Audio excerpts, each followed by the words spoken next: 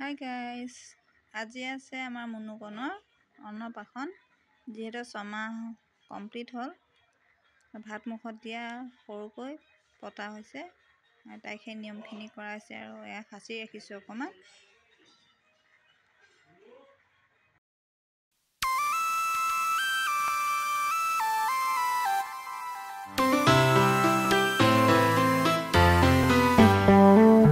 ফুৰিব দিয়া সপোন, ফুৰিব দিয়া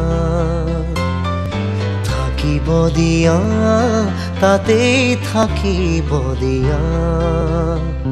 পলক কোঠাত দেখিলো তোমাক, দিলা কিনো সোঁৱৰণি।